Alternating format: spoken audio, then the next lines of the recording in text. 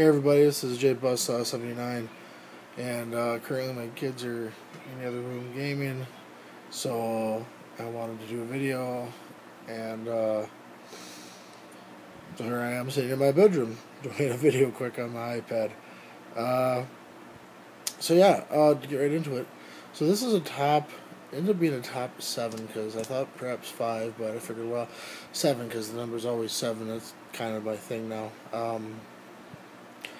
So yeah, we're just going to get right into it here. And so the first card at number 7. Well, before I do that, I'm just going to say briefly just this. The only cards I have for this are cards I actually activate to,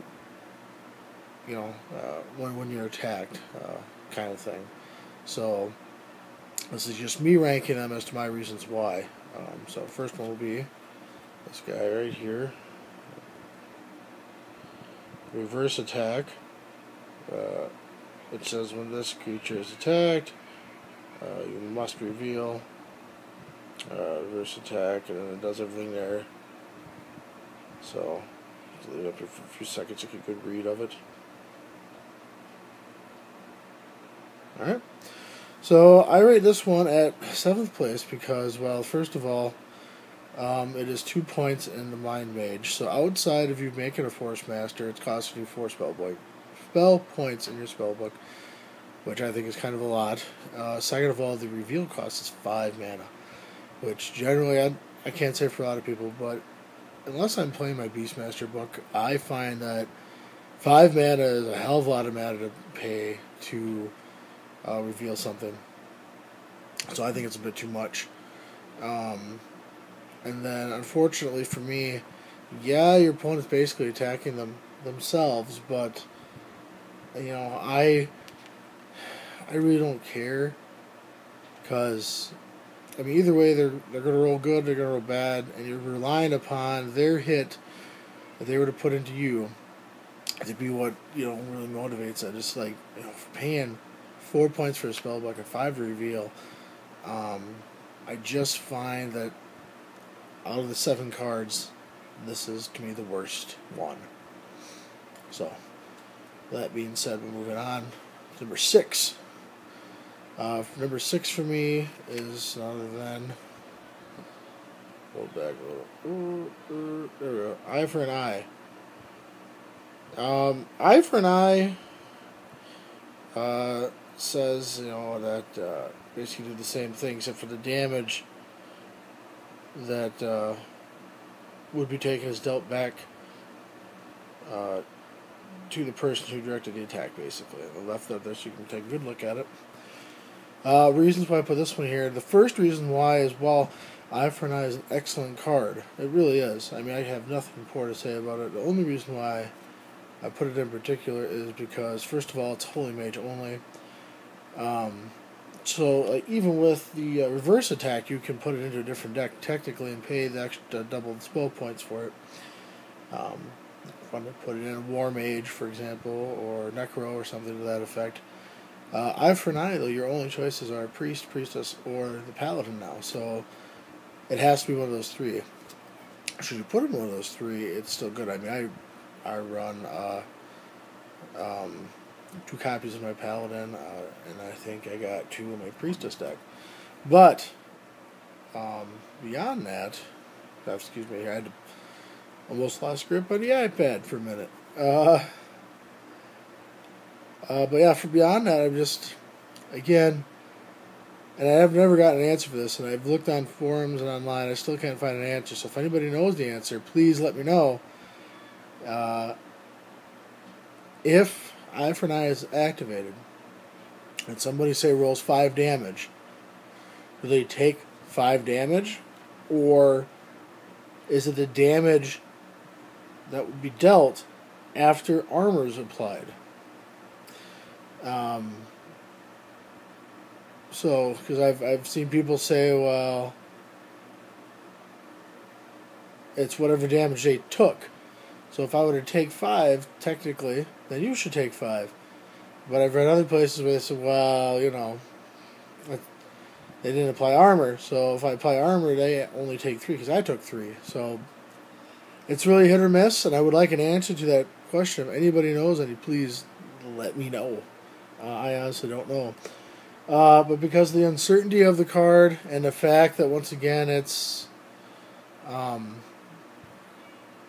it's iffy as to the damage output for it. Yeah, you cancel it, but again, it's restricted on what you're putting it in, and I'm trying to do this as considering all things ideally.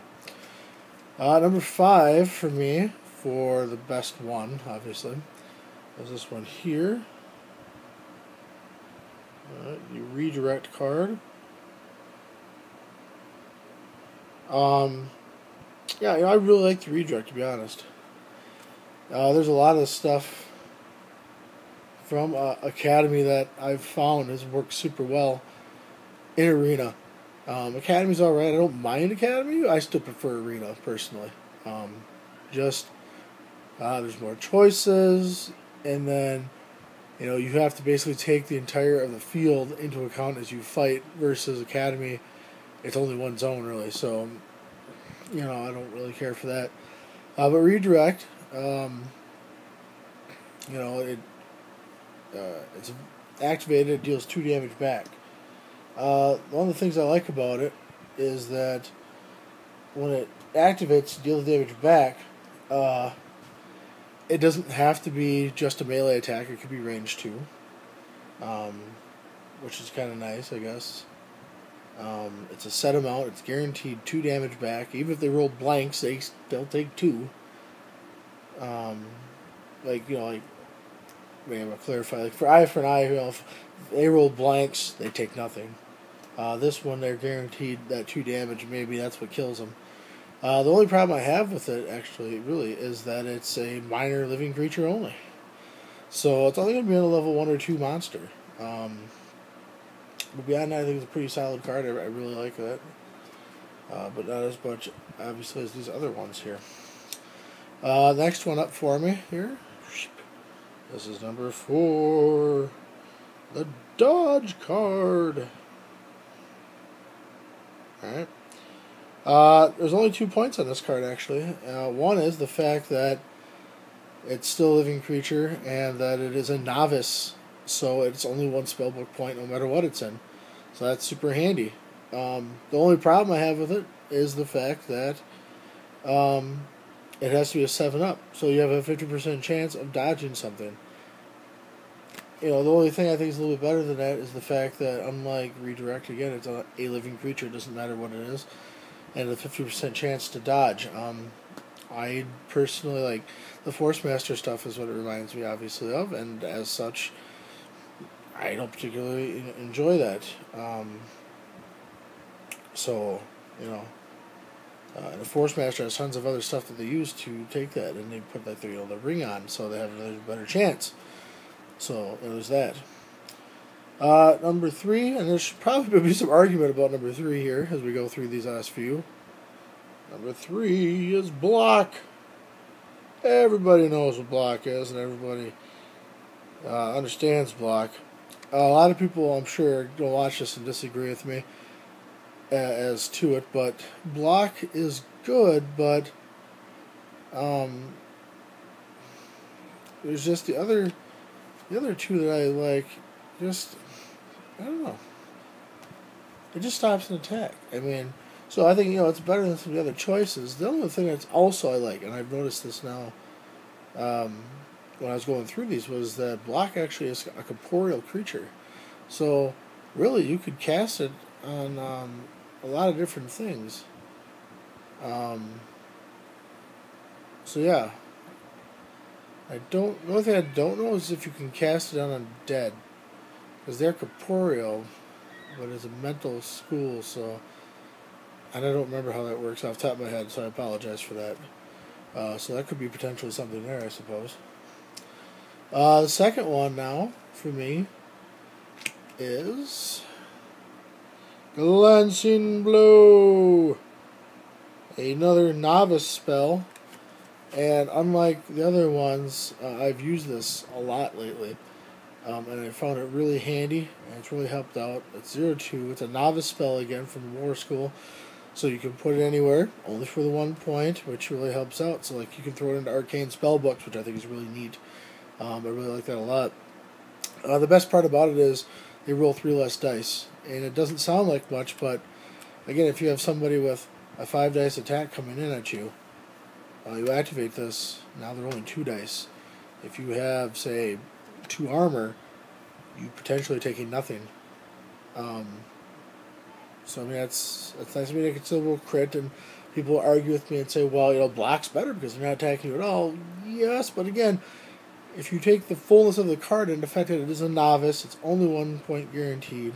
It still has 0 revealed cost, so in long term you're saving mana. Once you enchant, you're saving mana then because it's nothing to reveal. See, so I'm trying to take all around the whole value of the card and not just 1 or 2 things, which I think is important. And the last card for me, which I feel is the best card for revealing during attacks to mess with the attack coming in, like block and such. Okay, so number 1 for me is Divine Reversal.